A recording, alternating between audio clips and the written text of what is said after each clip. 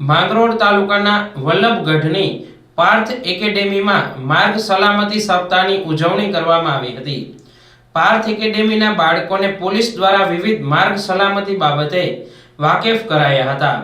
કાર્યક્રમની શરૂઆતમાં સ્કૂલના ટ્રસ્ટીઓ દ્વારા સી ટીમ તેમજ પોલીસ સ્ટાફનું સ્વાગત કરવામાં આવ્યું હતું। આજના યુગમાં થતા વ્યસન અટકાવવા અને કાયદા વિશે જાણકારી આપવામાં આવી હતી। માર્ગ સલામતી બાબતે બાળકોને ઊંડાણપૂર્વક સમજ આપવામાં આવી હતી અને બાળકોએ નાની ઉંમરે બાઇક કે ગાડી ન ચલાવવી જોઈએ તેમ જણાવી ટ્રાફિક નિયમો બાબતે બાળકોને સમજણ આપી હતી। જ્યારે પોલીસ દ્વારા નાના પાટેકરનો રોલ ભજવી બાળકોને હાસ્ય સાથે રમત કરાવી હતી।